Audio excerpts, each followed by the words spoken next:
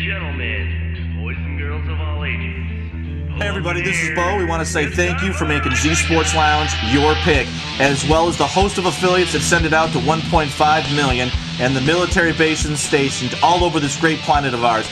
We have the opportunity to talk to the defensive coordinator from Florida A&M University. He's none other than Tim Edwards. Sir, thank you. Good morning. How everybody doing out there? Hey, we're doing well. We just had some much-needed rain in Michigan. We've had drought conditions for a couple weeks. Well, it's been nice down in London, Florida, so the football guys and the weather guys have been good to us.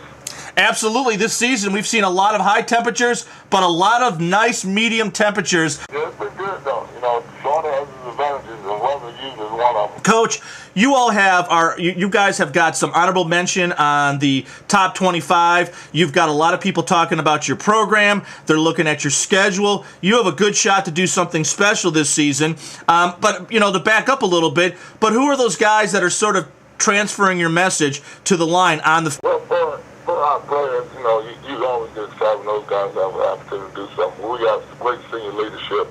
We invested out 3 senior guys up front, Cameron Houston, Joseph Williams, Jameski Williams, and those are the guys that kind of keep things going for us and kind of be our coaches on the field. You know, how important is it to have that type of leadership in a squad? You've been part of a lot of different programs in the NFL and college, but really, how important is to have that senior leadership on the field as well as in the locker room? It's really important for us because obviously we got to Florida A&M as a coaching staff last year in January 2008.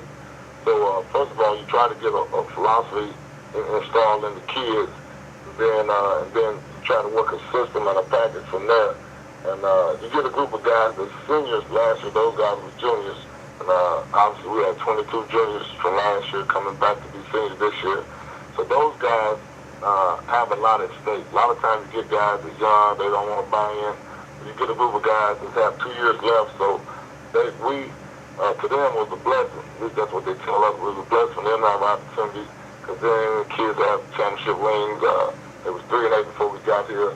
So last year we went 9-3, and now they like, okay, we do what these guys ask. That made a quick buy-in for us. And right now we just happen to be a part of this whole thing in the Rattler Nation. You know, across football, we always hear about size and speed. Down south, there's always the mention of quickness over size.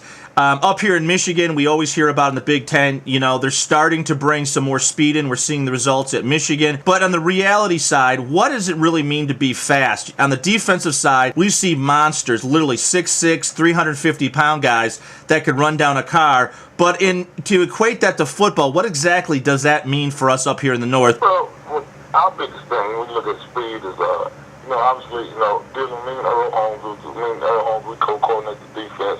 And our background, being an NFL professional background, we a lot of things you try to put in as a philosophy of a defense. Speed is a part of it. Speed, and for us to be able to have that, we blessed to have. Our strength coach Antonio Wallace did a great job of changing we changed the whole culture of our team. You say the culture, that's the whole inside and out of it.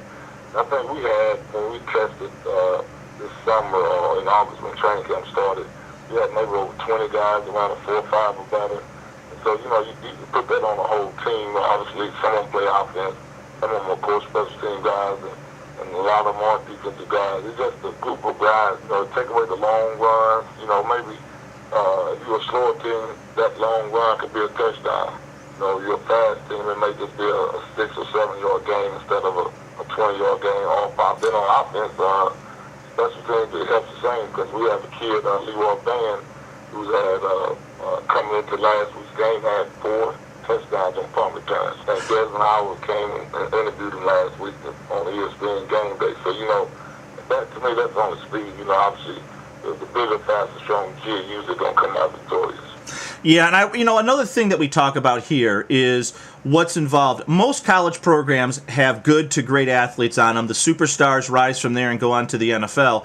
But the good to great programs, when you take a kid that's a freshman, there's elements you have to look at. But as a coach, and as successful as you are within this program, you have to ascertain if that kid has really played first any competition, and if he hasn't, is he going to be able to step up to the college level? I think that part in a program like yours, where you all are brand new into it, you've had a lot of success. Have you had a chance to do any scouting or any recruiting for the upcoming season? Are you pretty much trying to really rebuild this program, keep what you have, and then graduate these guys very successfully? So the philosophy of the program, Coach Joseph Taylor, who's been the former president of the AFCA, so, his philosophy is all about the student athlete, I've given the kid as a freshman and keep him in a college setting for 4 or 5 years. And you keep a group of kids like that. At the end of the day, you'll have a senior-dominated team, an older team, a more mature team, and then you'll have an opportunity to win.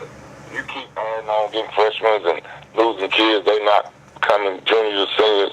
You find yourself every year with a bunch of 18, 19, 20-year-olds, and those teams are hard to be successful.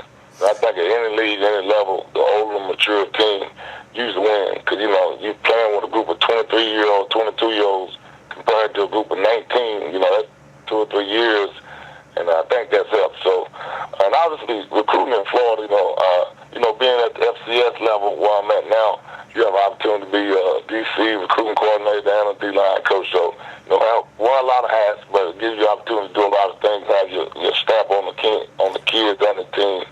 And for recruiting, every kid we recruit usually have an opportunity to go to different places. Being in Florida, everybody from the SEC to the MAC to the WAC to wherever, they all come here and recruit. So, we kids that on our level, we have to recruit against everybody. So, because everybody coming to Florida to recruit. So, to answer the question shortly, all the kids we have and have recruited, and even ones that was here when we got here, have had opportunities, or more so even the transfers have been to those big places and then tried to come home and try to get it done. Absolutely. Coach, when you have as much success in your season where you pretty much dominated every game, whether on the D-line or the O-line, when you look at what Miami's been going through the last several years and obviously what happened against Virginia Tech where Virginia just manhandled them, how do you keep your kids on track to focus on the football and not look at the record? Because it's kind of hard. Even in the pros, guys tend to read newspaper clippings.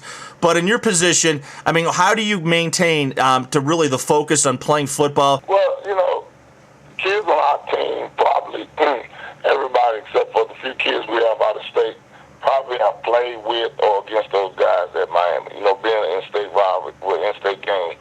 So they know what type of talent Miami have. Obviously, probably most of those kids was maybe 4 or 5 stars, and maybe most of our kids are 1 or 2 stars. So, some of them could be relatives. We haven't obviously we just finished last weekend, so we haven't really had a chance to dissect them and their personnel and see where they are at right now. But the reputation, they was in the top 5 last 3 days ago. So you don't go from being in the top 5 to we thinking we better than they are. Everybody know we will prepare to win like everybody else will do. Each week you prepare to win, and that's a good football team. Obviously, a lot of those kids have ties. Fortunately, I understand that the defensive back coach, Weddington McGriff, me and him worked together.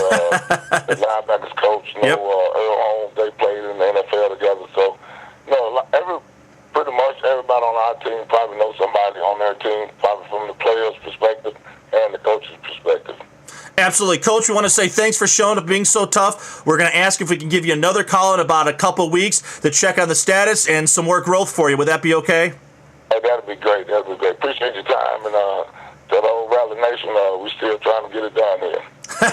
Hey, this is defensive coordinator Tim Edwards from Florida A&M University. He's got a lot of positives going on in that program. That program is going to be in the top 25 shortly, and he's got a huge game against Miami to really put an exclamation point on his career. Coach, thank you so much. All right, thank you, man. We are off the air. One moment.